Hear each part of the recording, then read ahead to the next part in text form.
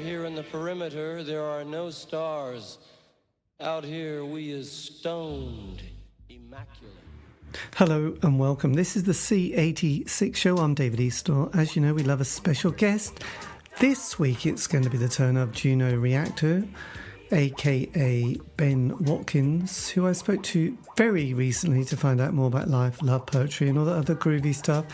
Has got decades of interesting musical moments in life, going back to the 70s in various indie pop bands or something like that, but also very recently, in fact, April, May 2026, there's a remix of the single Mona Lisa Overdrive, which is available from all good outlets and probably Bandcamp. Anyway, you're going to find out more about that and lots of other stuff. So after several minutes of interesting but casual chat, we get down to the exciting subject of the early formative years. Juno, over to you. First gig I went to was David Bowie at Earl's Court. God, you aimed quite high there, didn't you? Insane. I think it was 1973. It might have been the 12th of May, 1973. Blimey. Yeah. And it was, it totally changed through going to that gig and like being so invested into his personality after that. And it just kept growing and growing. And I think, yeah, Bowie remained a massive influence. Yes, all the way through, I guess. All the way through, even post his death, you know, I listened to his music a lot. Yes, it's more than I should do. Well, to be honest, you know, having sort of been obsessed with him with that first single and then the first album was Changes One, Bowie, and finding that kind of quite intriguing. And at the time, you know, there weren't anybody else that I knew listening to him during the early to mid 70s. I just was kind of curious what he did throughout the decades. But there were sort of times when I probably missed a couple of his albums, but I've gone back and listened to them, and I've been quite intrigued with the ones that obviously get panned a lot in the 80s, just as a sort of curiosity of Which one? It was Tonight and Never Let Me Down. And, you know, those two albums are just a curiosity within his kind of output, I suppose. But at the same time, not automatically going, oh, they're terrible, but just kind of curious and listening to them and trying to sort of find something of value from them, I suppose. That was, you know, and also realising that I'm not an artist in that sense. It must be quite tricky thinking, my God, I've got to do an album. And, you know, they kind of want it in 12 months' time. And I've just been touring. I've been very busy. And then trying to sort of work out what to do to. The artists as well can very much lose a sense of self and a sense, and then also work against it, you know, not wanting to necessarily do what they've always done. And so I think he went through a lot of trial periods, and I can understand that, really. Yes. And I guess when he made some of those albums that have now been classically held as the great albums, you know, he probably didn't think this is going to be, you know, remembered as my best album. He probably thought, not sure that anyone's going to get the side two of Low is probably going to be a bit tricky, but everyone always says, oh, Low's my favorite album and all that. But yes, at the time he probably thought, not sure really. It could go either way. And it got panned by the NME. There's a famous bit with Charles Shaar Murray who really rips it apart, but obviously has to then sort of live by his words. As well, wasn't it, really? Pardon? The NME were always a bit sort of brittle about people who had really massive success. And so... Yes. So then after your experience with Mr. Bowie in sort of 73, when did you start sort of making music? When did sort of becoming a musician or an artist? Got a record deal when I was like 20, 21 with CBS. And that was a really appalling band called the Hitmen. Right. It was not my favourite past journey. And through that, I got really I started to awake myself into really what I like to do. And I started working with a guy. He had a project called New Asia. I was singing on that. And then I started up really looking around, and I really fell into electronic music with bands like DAF. Yes. And that sort of post-punk, sort of electronic, Einstürzen Neubauten, these sort of bands. I really like Birthday Party, but quite edgy electronic or band type of things. Yes. God, And so Flowerpot Men, and then during the Flowerpot Men, I wrote a song for Ferris Bueller's Day Off. Oh, yes. Which was a track called Beat City, where they drive into Chicago in the red car. And that was my first sort of inkling that I could possibly do, I've got a good eye to picture. And then the Flowerpot Men sort of split up. Again, we were already broke, so we reformed and did this thing called Sunsonic, where Polydor gave us a load of money, and we made an appalling album. Really, it took us like 2 years to do, and we didn't know we got them to buy us a studio and, give us like enough money to buy cheap equipment to build this studio. But the trouble is, we spent 2 years finding out how to record and all of this stuff. And so it was really a bit of a disaster. And when that all fell apart, I just thought, I'm just going to do what I like. And I started meeting people that had been traveling to India and coming back and saying, hey, they're playing your music in India. Like I did a project with youth from Killing Joke called The Empty Quarter. And they were playing like things like some of the Flowerpot Men stuff. They were playing some of the project I did with youth called The Empty Quarter. Right. And that sort of fed me. And I thought, okay. And then this DJ friend of mine was saying, look, we should listen to this, and this. And really sort of aim it at the parties. And I thought it was like in between doing sort of other jobs like recording or doing remixing, I was making these projects, which was essentially just the early part of Juno Reactor. So yes, my God. So you go right back to that very late 70s, early 80s period of music with the Hitmen. So did you leave school at 16 and sort of become a musician straight away? I left school at 16 and I went to Paris and I spent the summer there busking. Right. And when I sort of ended up the summer, I'd had enough of busking. And so I thought, okay, I'll start a little band. And was that the Hitmen?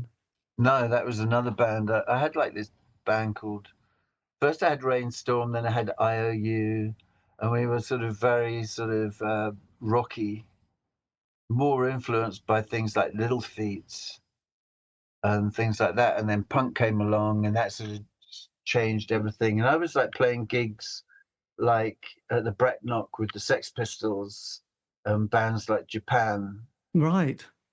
In the same week, there'd be like, at the back of the Enemy or the Melody Maker or anything, there'd be like little adverts of like the Brecknock, and there'd be us, and there'd be Japan, Sex Pistols, yeah. Blimey. But the first kind of band was the Hitmen, and then it was the Flowerpot Men. Yeah. Right. My God. So at that stage, were you the singer at this time? Yeah. So were you a singer at school? Were you in the choir or anything like that? Or what gave you? I went to a cathedral school. I went to Chichester Cathedral. I got a scholarship when I was 9 to go and sing in the cathedral. And that pretty much paid for all my education till I was 13. And then I went to another music school after that, a place called Wells Cathedral. My God, you were a sort of vocalist. Vocalist, piano, violin. My God, were you a teen protege? Absolutely not. No, I think I'm frustrated. I think I was a good singer, and I think things like the piano and the violin, I really enjoyed playing violin, but it got on my nerves that I couldn't improvise. And then I started learning guitar, then classical guitar. And I found improvisation on the guitar much easier. Right. I stopped the violin when I was about 14, 15. Yes. And I picked up the viola in COVID because I sort of, maybe it felt like a job unfinished. And now I can improvise on the viola. I can do much more than I ever could back then. Blimey, that's amazing. So when your first, just curious, because I'm obviously C86 and indie pop, but yes, the Hitmen then. So was that kind of a new romantic band that you sort of put together? It was like a power pop band. Right. See that the guy I knew from school was head of A&R at CBS. And I went up and saw him and he said, look, there's some people I should really put you in touch with because they're looking for a singer. They're looking to get signed and blah, blah, blah. Are you into it? And I thought, why not? But it was very, I thought the band was the worst thing about it, but I think I was possibly the worst thing about it because I was really imitating. Right. Like my singing voice was very much of an imitator. I didn't really have my own sound or nothing like this. And that's why I stopped singing after like the Flowerpot Men. Yes, but you had a good band. You had Pete on guitar, didn't you? You went on to work with Kirsty MacColl at this stage. Yeah, I mean, Pete was really, really popular as a session guitarist. He worked with lots and lots and lots of people. Yes, it was a bit of a young supergroup because Neil on bass has also worked on lots of other people's work as well. So was that with Columbia just said, look, here's lots of money, you're going to make it big? They gave the management a lot of money, and then the management sort of like paid it out as they saw fit, which I think was mainly in their own pocket. Yes. And so we went to America. We did some dumb gigs in America. I'd say there's sometimes I had some good times there, but I felt like an outsider to this very cliquey group. Yes. Did you write the lyrics as well at this stage? Were you a songwriter as well? I didn't. No, no. Right. Yes. And then with the Flowerpot Men, I know I'm quite excited by this. You did it. Were you on the Janice Long session as well that came out on Strange Fruit? Yeah. Blimey. So at that point, so during your 80s, I mean, you mentioned some of the German bands that were around in the birthday party as well. Were you quite caught up also in, I don't know, indie pop that was going, or sort of curious about producing or production or engineering at this stage? Yeah, absolutely. You know, this Mortal Coil or whether the Cocteau Twins, when I was like I'd see the Cocteau Twins supporting other bands. Right. And say then we went on tour with Susie and the Banshees, Dead or Alive. I think our first gigs were with Dead or Alive, God, is that Pete Burns, isn't it? Burns, and then Susie and the Banshees. And I think there's someone else that we went on tour with that were, and that's where I met Budgie, and Budgie later joined Juno Reactor later years on. Right. Yes. But then during that 80s period, I mean, music kind of changes a lot. And I sort of found that sort of the classic indie years, which I'm referring to, those jingly jangly sounds, a bit like, you know, you had the Smiths for that 5-year period, but then Ecstasy came along and that kind of changed the music quite a lot. I was in New York with recording a single, a version of Walk on Gilded Splinters that Dr. John wrote. And then we met Dr. John for breakfast, and he agreed to come down and do like a rap on his own track. And like it seemed like a great idea, but actually it was awful because he was so amazing. He was so amazing that he blew everything that we did completely out of the water. And it sort of said, look, this is how you do it, guys. But he Yes. was super cool. We recorded it in Run DMC's studio in Nostrand, Brooklyn. He was super cool. He sounded absolutely amazing. And if you ever listen to that single, Walk on Gilded Splinters, the 12-inch version, just go to his section because he sounds amazing on it. Well, I'm going to do that. Walk on Gilded. Yes, Dr. John, my God.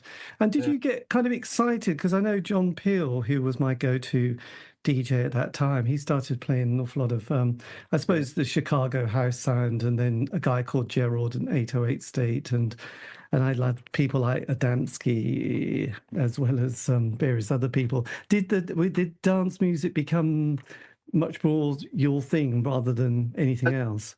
When I was in New York, someone offered me a tab of ecstasy. This was 85. And suddenly things started to morph around that thing. In fact, no one that I knew at that time was really taking ecstasy.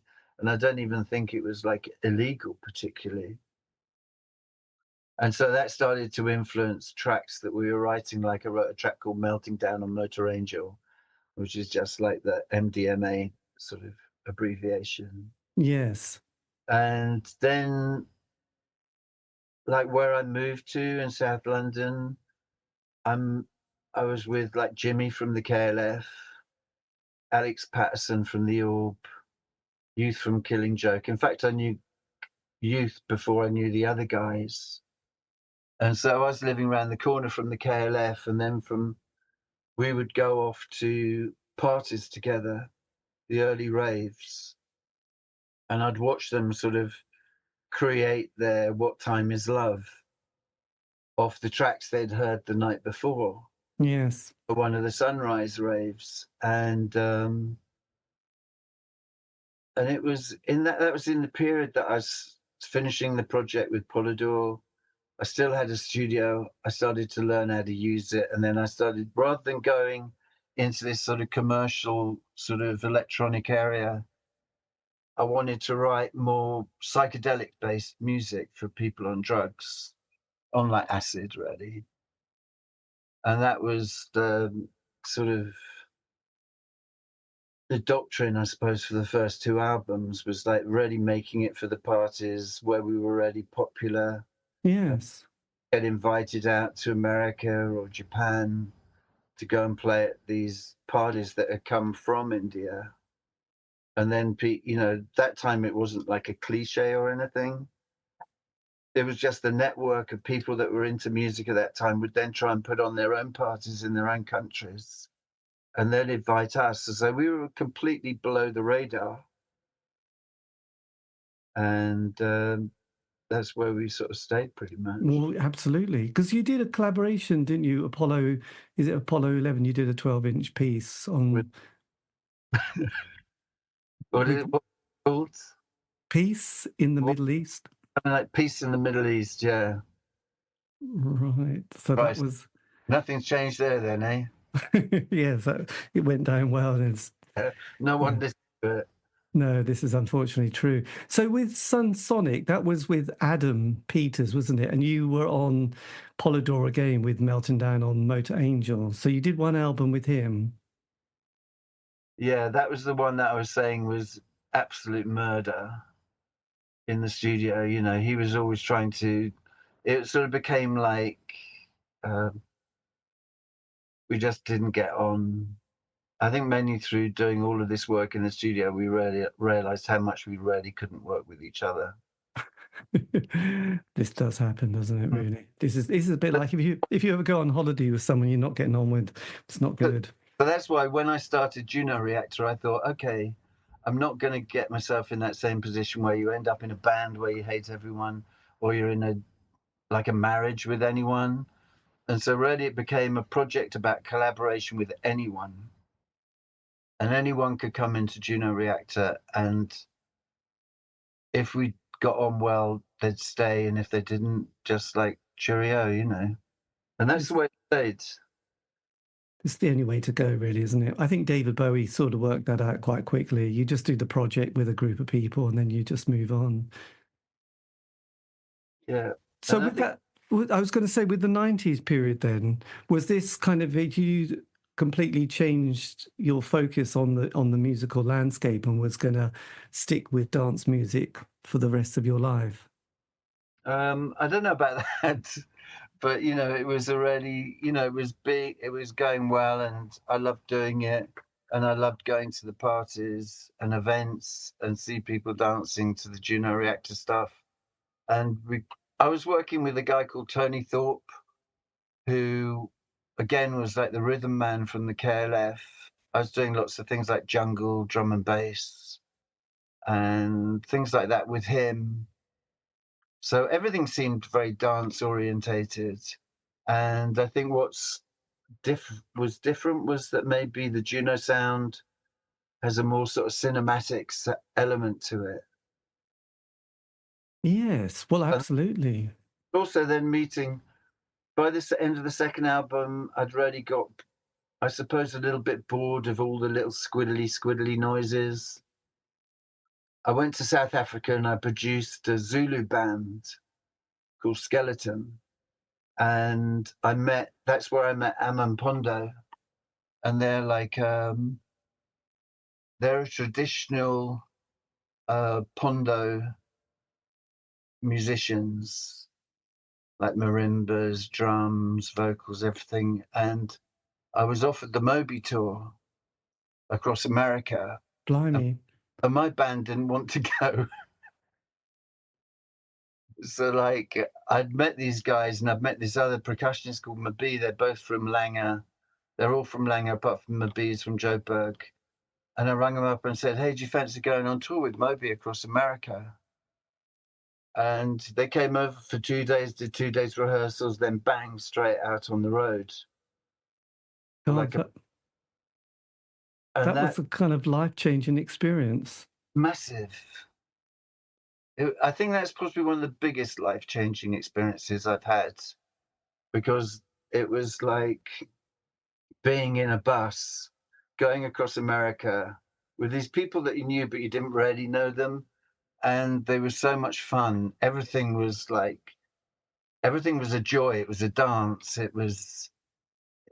I learned so much from them by doing that, by having that experience. Yes. Well, actually, it's interesting because I sort of in the 90s was quite into the hippie new age world, and everybody was really into djembe drumming at that stage. There was a lot of people sitting in teepees, smoking and drumming for hours. And yes, they just got into rhythms, but also it became very about earth magic as well, and ley lines and stone circles. I mean, cultural appropriation was it was very rife. Also, the interesting thing is they were really into, or not really into, part of their life was the Sangoma religion, which lives as like a parallel religion with Christianity. And so you'd see them sort of talking away with something, and I'd suddenly start learning a lot about their cultural life as well. Yes. My God, that must have just been such a relief to have a change of scenery and sort of consciousness after your, 80s period. And also that they were really down to earth people, but we had such a laugh across America. It was just laughter all the way across America, which was, I've never experienced that in that same way. No, absolutely. I mean, most people who tour America, it's often the thing that breaks the most bands up, I've found, having done so many interviews. It's often the American trip that sort of finishes them. Was it the first time the African musicians had also been touring America as well in that context? Well, B, when he was 18, was like, he died not so long ago, but he was about 15 years older than me. And he toured with like Duke Ellington. He was playing with Miles Davis on live shows. He was an incredible percussionist. And, I think my idea of percussion before I met Mabi, sadly, for my own pathetic knowledge, was people like Mickey Finn from T-Rex, who just stood there and looked pretty and sort of behaved like a seal, like a slappy, and yeah, that's percussion. But, when you get into it from the South African perspective, it's so much more. And so I wrote tracks like Conga Fury. Like, in fact, the night I met Mabi, we were talking about how we wrote music. And the way he wrote music was exactly the same way as I write music. I write it very from a visual perspective or from a story and blah, blah, blah. And so I said, oh, we've got to, as soon as you get back to England, we've got to get into the studio. Because he was on the same label as myself. Right. Which was Blue Room. I was on Blue Room, he was on Melt 2000, which was like sister label. And I got exposed to some amazing musicians because of the jazz label, like Aeta Moreira and Neto, and who was playing with Aeto, the Amapondo group, who had the most amazing dynamic frontman in this guy called Dizu. And you can see it on a DVD. I think the first one we did from Japan, because we did the Moby tour. Then we went straight to Japan and we played this place called the Akasaka Blitz. And it was all filmed. And you can see the sort of interaction of the African side and the sort of British electronic, European electronic, how it sort of merged. And it was very freeform. It was very freeform. And that's what I loved about it. I mean, I could stop the computers, or in fact, I didn't have computers then, I had tapes. And I had a mixing desk and I could cut things out, open it up for the percussion, stop the tapes and then restart them. And so it became like an improvisation. The idea was that it was meant to be more improvised. And did that feel much more of a enjoyable creative journey being in that context? It was stunning. Yeah. Yes, it's interesting. And then you played also, you did Moby in America and also Glastonbury as well. Can you remember much about that? Because I was still going to Glastonbury at that stage and up till David Bowie in 2000. Was that a good Glastonbury, or was it a muddy year? Lots of mud. Mud, and I think it was more on the jazz stage. And in fact, on that because I was working with about 5 guys from Amapondo, and on that show, all of them were there because Amapondo were playing as well.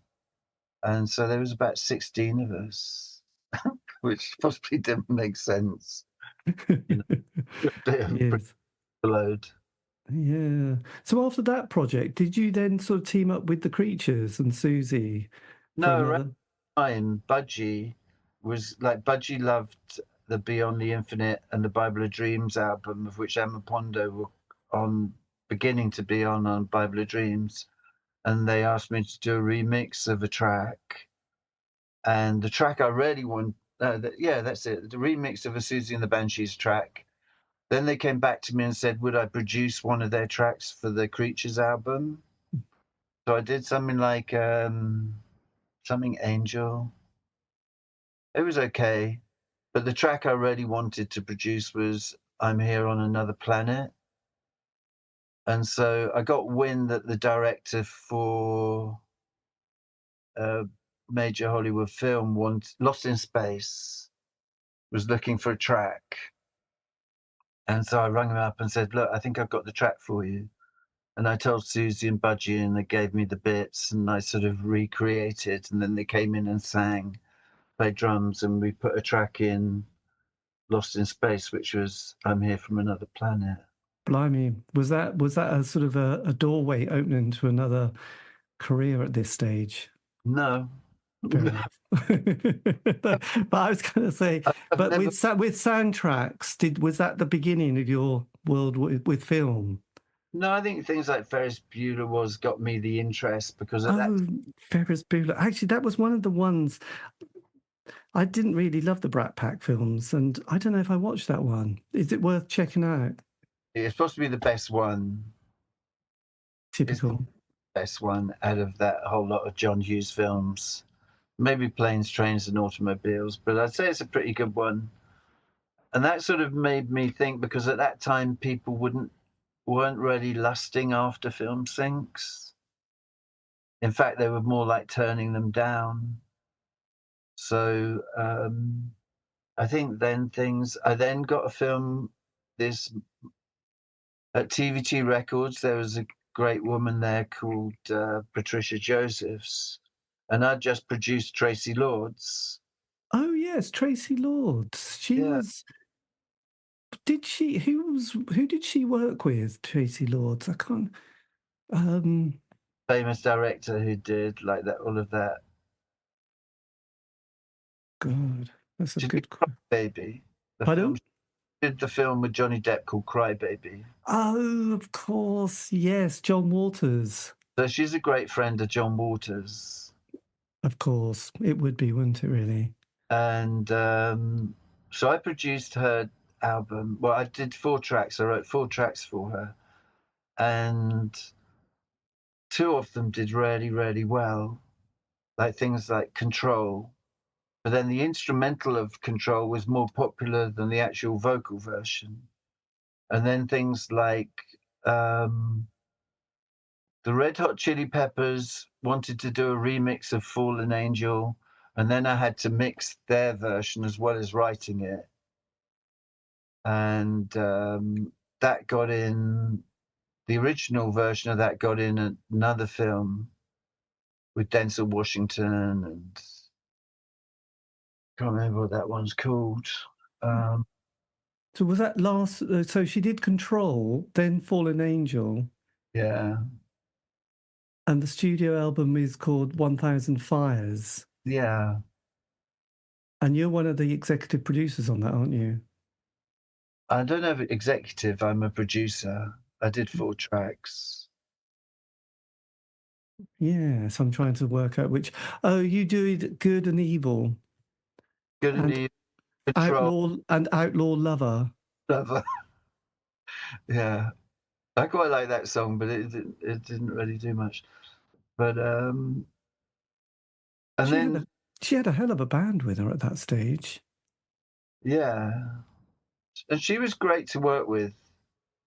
She was great. She was very I'm not businesslike. No, she really pushed and pushed and pushed to get herself to be better for the recordings and stuff. And those tracks were very popular. I think it got to number 2 on Billboard, Control. Yes. And it got in some films, I think. I can't remember. I just got someone synced it the other day for a film. God, that must be quite nice. Did you just, I just, in that excitement of working with Tracy Lords, did you mention the Red Hot Chili Peppers? You did a remix or? Well, the Red Hot Chili Peppers loved the track Fallen Angel. And they went into the studio and they did a new version of it, but they didn't have time to finish it. So they sent it back to me. And then I put her vocals on it, and then I mixed it for them. So it was really nice getting actually getting a chance to mix the Chili Peppers. Yes, by God, absolutely. That must mean they were very funky at that stage of life, actually. Amazing. So that was taking us up to the through the John Major and New Labour years, really, wasn't it? That period. God, it was very prolific at this point. Were you sort of dashing over from the UK to Hollywood or New York quite a lot at this point?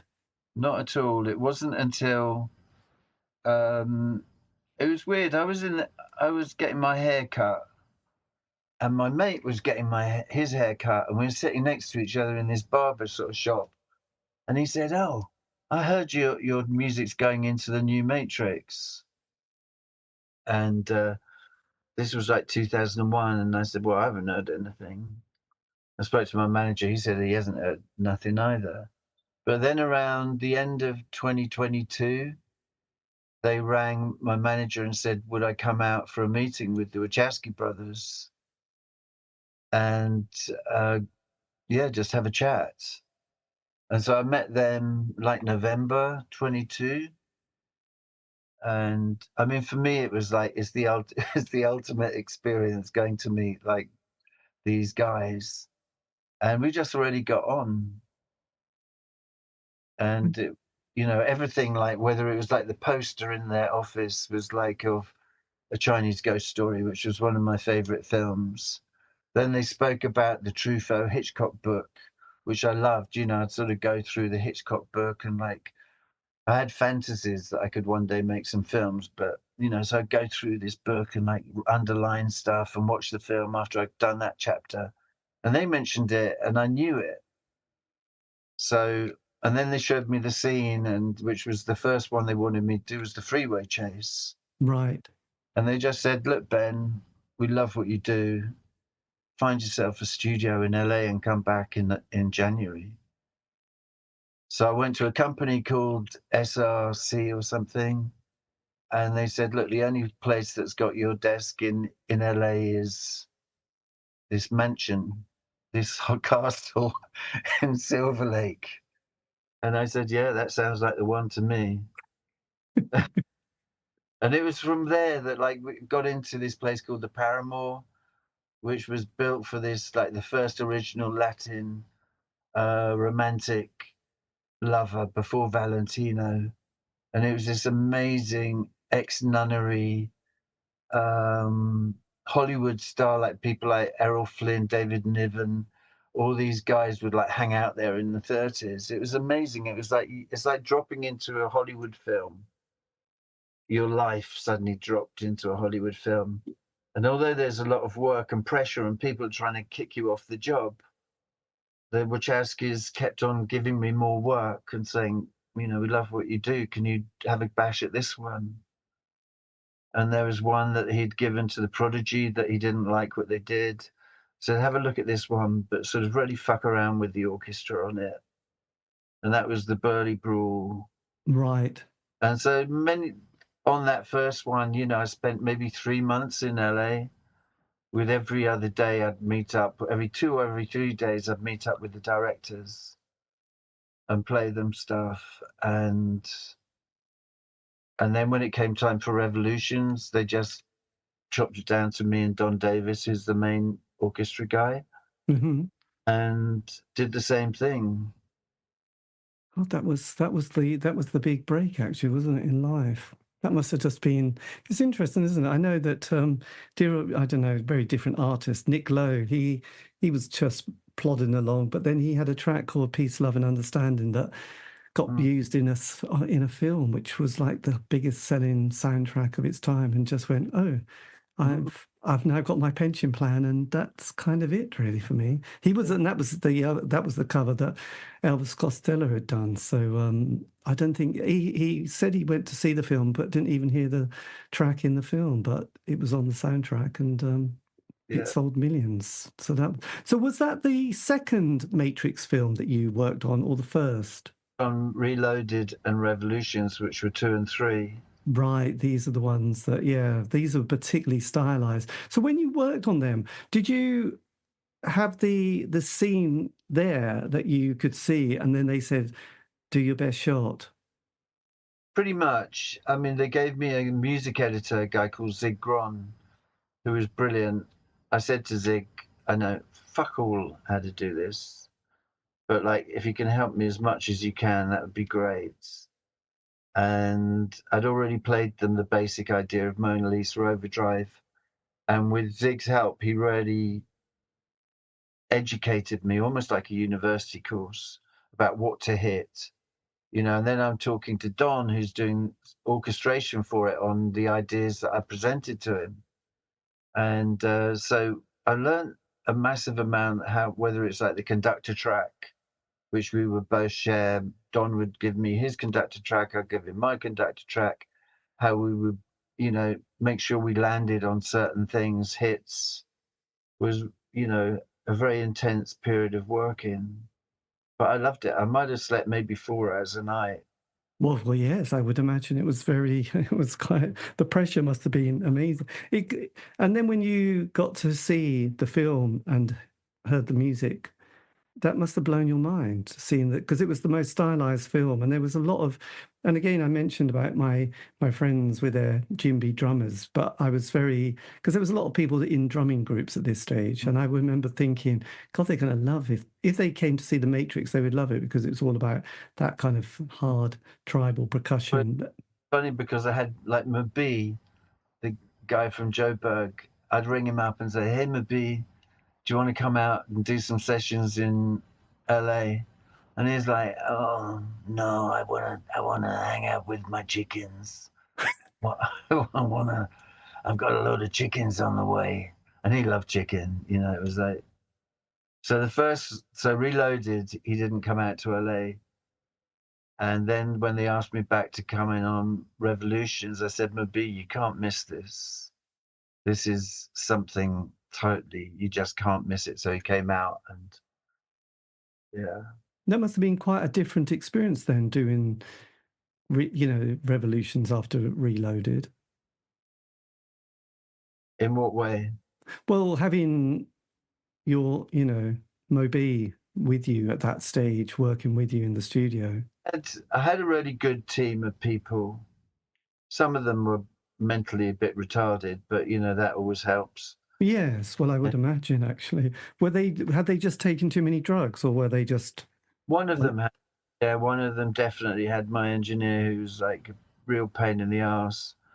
But I brought in people like Deepak Ram, right, on flute, and then I was looking for an Indian singer, and he suggested Lakshmi Shankar, who sang with George Harrison and the Beatles and stuff, because she lived down the road in Studio City. And she came in and literally she came in and we did one take. And I just knew I had everything I needed. And it was just a thank you, that's amazing.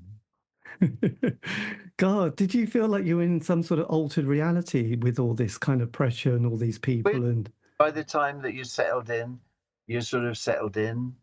It's only afterwards that you realize at the time I knew this was something different. This was something that will remain precious to me for a long time, because the Wachowskis were incredibly good to me. There was one guy who was the head of Warner Brothers, or the sync guy, or the A&R guy, and he was always trying to get me kicked off the project because I was taking up Warner Brothers artists' potential slots. And so one day I got to the studio, and the studio owner said, look, we can't let you in because you've been kicked out. They're not paying. So I rang up Joel Silver, who's the producer of The Matrix, and he just went fucking ballistic on this guy. He sort of ripped him a second arsehole in front of about 10 other people. And so it's strange in those situations. You do find that there are people who'll try and get you kicked off the job with a smile and a backword and all of this stuff. But, so Christ, you have to put on a metal sort of helmet and just sort of go through the barrage sometimes on a job like that. But I survived it enough. Christ, that is a hell of a project, though, isn't it? To deal with dealing with that kind of hostility or sort of karma, or not karma, energy, I suppose. It's hard to navigate. I mean, it isn't the easiest time when a lot of political behind the scenes elements, whether it's, you could be, I can't really say this conversation, but there's some people who just really do not want you to do it. And it's really, for my luck, it was the Wachowskis really wanted me to do it. So if people were fired for some things, Yes, God, we were really obsessed with The Matrix. It's strange going back to it and thinking, God, it's only 23 years ago that all happened. That's a bit weird, actually. It's supposed to be the best, I'd say it's supposed to be the best thing that I've ever been involved in musically on that sort of massive grand scale. And then when I landed back on Earth afterwards, it was really hard to write anything. Yes. Because I just finished Navras, and that was possibly the biggest tune I'd ever written, or written with a lot of other people, really, in a way.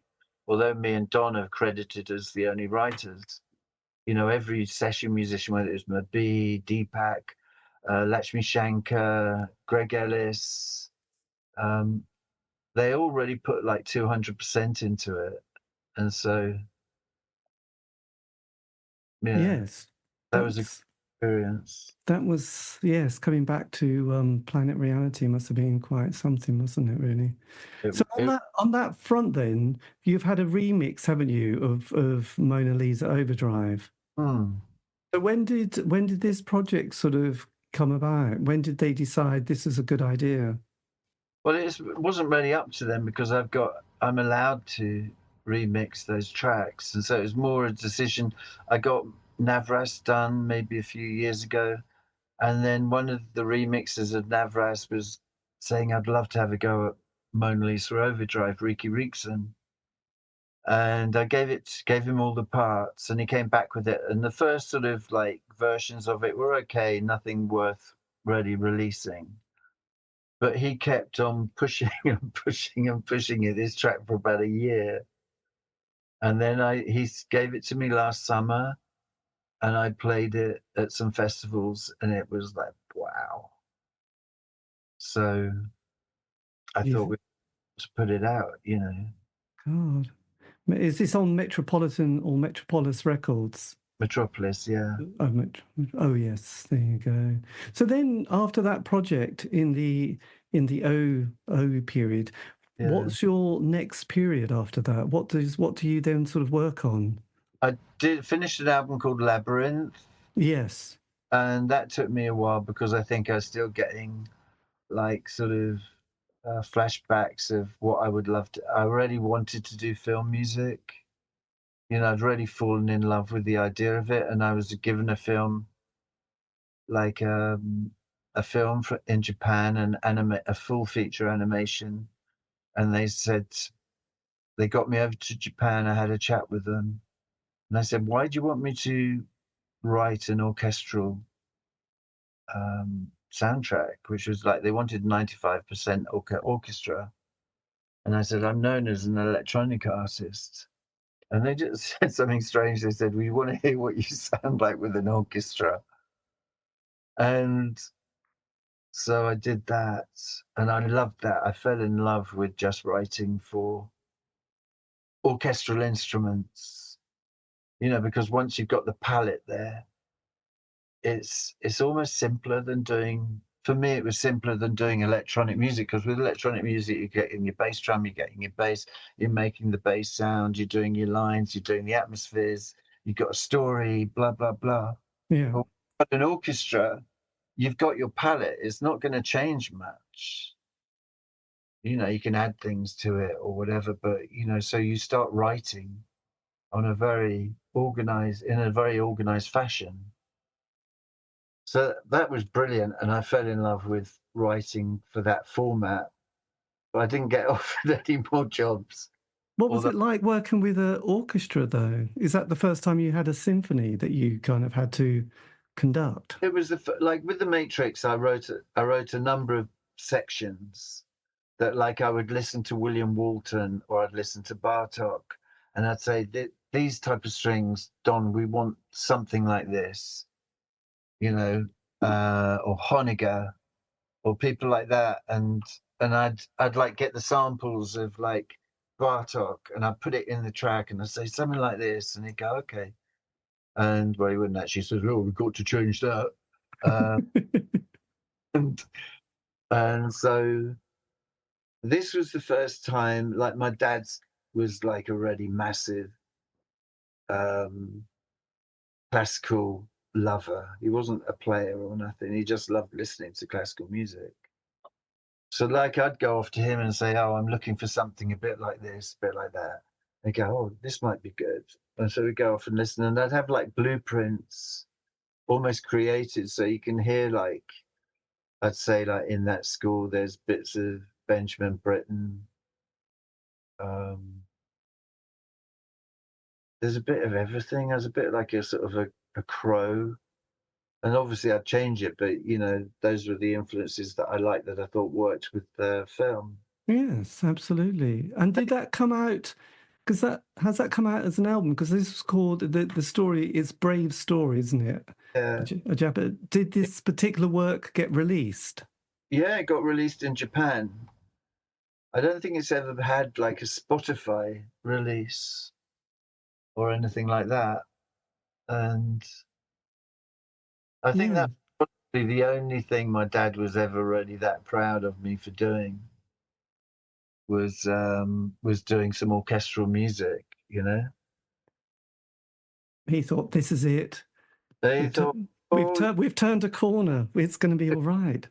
Is what he always wanted him to do. So then, and then I got back into doing maybe other types of, just looking around at different types of musics, and then coming back to more of the Juno sound. And then with performance, like I was touring with Amon Pondo, then that had to change. I got in Budgie, then I formed this sort of show called the Mutant Theatre with like these Russian, two different groups of Russian performers. And we did this sort of stage show called the Mutant Theatre, which was like I suppose, Barbarella meets Labyrinth. Fantastic. A bit Cirque du Soleil or the Mutoid Waste Company. Think of it as like a Las Vegas, like psychedelic glamour Las Vegas show. And I always being performed in Las Vegas. And then this DEFCON, which have their convention in Caesar's Palace, rung up and said, would we go out there and do their main spot at the convention in 2018? And I said, yeah. And that's what we did. We took the Mutant Theatre, Juno Reactor and the Mutant Theatre to Las Vegas. But it's hard trying to sell a show with like 16 band members. And then crazy things like the promoter in Australia that wanted it, he was killed by the police. And then my agent hung himself. And then this was a bit of a dark time, wasn't it? Then one of the Mutant Theatre guys got run over by a tank as he was a stuntman on a film in Russia. The tank was meant to go backwards, it went forwards, then it went forwards again, completely crushing Oleg. And after that, I thought, apart from the fact then we had the Ukraine war kicked off and COVID, I thought, I've got to change it again. So we're now into like a new... Yes, well, quite. Did you record, by the way, just that DEFCON that was at Caesar's Palace in Vegas? Did that get recorded? I don't. Well, you're not really allowed to record stuff because people don't like the hackers and stuff at DEFCON don't like to be shown on film. Right, little dears. Yeah. So we filmed us going around LA. I'm in Las Vegas. Did you enjoy the production, the show that you did manage to do that for that evening? Like smoke and mirrors. It sounds better than it really was. Right. It sounds like, it's had that grandeur of like Juno Reactor and the Mutant Theatre go out to Las Vegas, and we played in Caesar's Palace and we played in this ballroom. But I think it's, I might have enjoyed more doing like 1,000 people down the road in a normal venue. Yes. Well, I suppose Burning Man would have probably been a bit more. Burning great. But I would have loved to have toured the Mutant Theatre around America because at that time they would never have seen anything like it. Yes. So then, so this decade, which is obviously a bit odd. So what have you just been working on, and what's your current plans? Well, I've been writing an album for too long, and like I feel that with electronic music, it's very homogenized into different little pigeonholes, and everyone wants to be stuck in a pigeonhole. And I sort of started writing this sort of a load of ideas based around about when I grew up loving things like Kojak. And we love Telly Savalas. Yeah, Batman, Kojak, anything American was like spoon-fed to me, and I was totally willing, whether it was like the bands that came out of LA, Alice Cooper, whatever, that whole sort of funky look, Black Consciousness, everything. It was like, it felt like that's where heaven was. Yes. Like this album that I've been writing is based on sort of like my childhood memories, but rose tinted, but then the reality of what I've found and what is. So, Yeah, my God. so I The rock. invited a bluegrass band. Like I've been following a bluegrass band around on Instagram, and I love their playing because I was saying I was getting back into viola and stuff. But I just love this guy's fiddle playing. And they came about a year and a half after that. They came to play in Brighton, in like a little pub. And I said, "Hey guys, do you fancy doing a track in my studio?" And they came down, paid them a session, and it took me a while to put together. But it's this track called "Bury Me Deep in the Ground," and it's very different. It's bluegrass meets electronic. What's the bluegrass band called? The Lonesome Ace String Band. I'll have to check them out. Yes, because I say we in that royal world, but in the 70s, there was a song that came out, wasn't there? Devil Went Down to Georgia, about a fiddle player. So perhaps that was in your sort of subconsciousness, that you, having sort of thought about the Rockford Files, Telly Savalas, Evil Knievel, you were embedded there, because it was a song that was kind of there in, I don't know, the 70s, and was on top of the pops, and we were quite blown by it, because probably... I wrote a track called Man Down in COVID that was, as a reaction to the George Floyd killing. And that I couldn't really do it, so I sort of did it in a way that was like Jesse James. It's a bit like, it's like fiddles and acoustic guitars and electronics. And it saved my ass in COVID because I was able to sell it as a trailer to a games thing, and they paid stupid money for it, and that sort of helped me survive COVID. And then after that, I was thinking what would go with it, and I think that's when that sort of Bury Me Deep in the Ground came out, and it's about someone who's lived a really pretty bad life, who just wants to get bread where they can't find him for living in the devil's hand. There's so many people you can put that to nowadays. Yes. But and then I've been doing other tracks that are basically sort of little scenarios about America. Yeah. Yes. Are you sort of hoping to bring this out sometime in the year, or is this... I really hope so, yeah. Do you work quite quickly once you get the ideas formulated? I'm possibly the slowest person in the world. Sometimes it can happen like this, boom, boom, boom, boom, and I've done it in a few days, but that's so rare these days because you keep referring back, or there's a new bit, or there's a different production thing, and you double think yourself sometimes way too much. Yes, I could imagine, actually. And then you pick up your acoustic guitar, or your I've bought an acoustic guitar, and this crazy thing about it is that I went into a shop. I didn't think I was wanting to buy an acoustic guitar, and it's a Hagstrom, which is the same model that Barry. It's a 1966 Hagstrom. Oh, right. And it had shitty old strings on it, and I played it, and I said, what you do it for? So I swapped in my bass for a Fender bass, gave him 300 quid. And as soon as I got it, I put it on a remix I was working on the Pete Murphy and Boy George remix. Oh, yes. Yeah, it's amazing. It's this one. Well, I can see. It's ready. And what was the first song you decided to strum? We can hear immediately. Actually, it's not coming out of anything. Huh? I said I can't hear anything from it. How come? Maybe you got his background. Oh. Background thing on it. Shit. Yes, it might be. Unless you hold your mic near it. I don't know if that would make any difference. I think it's got a background check on it.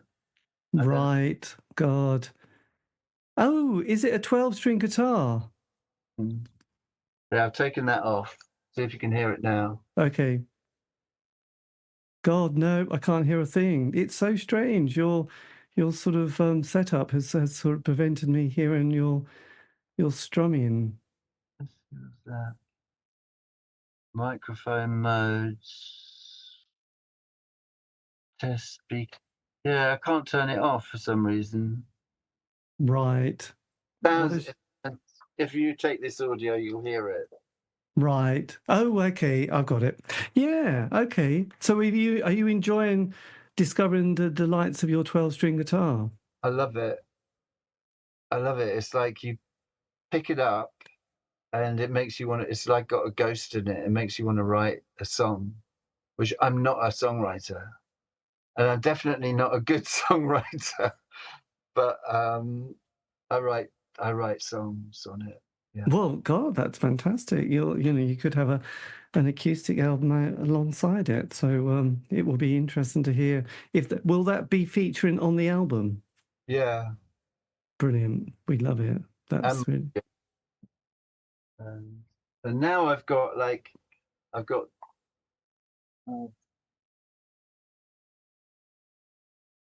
this viola, which I got from some of the money from the Man Down thing, it was made in Brighton in 1961. Crikey. Yeah, and it's beautiful. It sounds amazing. And then I got this one as an electric, and I've been putting this through some really quite amazing. I've been testing this out for about a year, and there's some of this because I do this project called Electronic Penderecki, Right. which is like which I a festival said to me, "Have you got any other ideas?" After we did Mona Lisa Overdrive live in Tenerife, like you can go on YouTube and see us doing it live with a full orchestra. Then the next year it went down so well, they said, "Look, can you come up with another idea?" So I said, "Well, Electronic Penderecki." And they came back to me and said, "Yeah, we got the budget for it." So we went and did like about half an hour of rearranged Penderecki for like 9 people as opposed to a big orchestra. And I wrote, apart from doing arrangement stuff and sounds and recreation, I made some effects that I thought Penderecki would really like, where you take like the original sound, then a second later it goes down a semitone, up a semitone, then another second later it goes down 6 semitones, and it creates this sort of like, and then it starts looping within itself. Right. So that really got me into this idea of sort of landscapes that can be produced really on like a simple instrument that can then really work itself into new types of electronic music. And is that going to be released? This? Well, we've done one performance, which we've got about half an hour of music. We're meant to be doing 3 more shows in this October, and I've got to come up with another half hour of music. And it's like someone taking your brain out and giving it a wash, and you can think again, Yes. But the actual rules that are there are rules, and there are, within the Penderecki world. But with the next 30 minutes, we're really going to push those boundaries. And a really great arranger that I work with called Jan, who's Polish and a composer, and very versed in Penderecki. Blimey, it does sound very technically challenging. Not really. Fair enough. Inside effects for so long now. It's like they're my tentacles. Right. When I give like the violist in the Penderecki orchestra, and I say to it, this solo that you do is you and the effect. It's not just you, it's you and the effect. So when you play this piece, you're playing with the effect. And she got it. She totally got it. And she said that, Penderecki would have loved this. Amazing. Penderecki. I'm gonna have to go and do some more research on Penderecki, aren't I, really? I'm floundering on this bit. Well, you've seen all of his stuff, like The Exorcist, Shutter Island,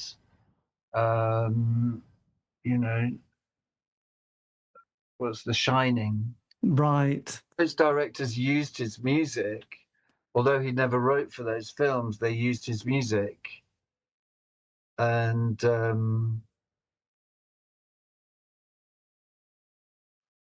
it's quite amazing. A lot of people don't really quite get it, or they, don't want to relax into it. But things like the Natura stuff, if you just have it on, if you're not really trying to listen to it, but you just like lie on your sofa and sort of like in that stage between sleep and awake, you let it come to you like that. Right. It's incredibly visual.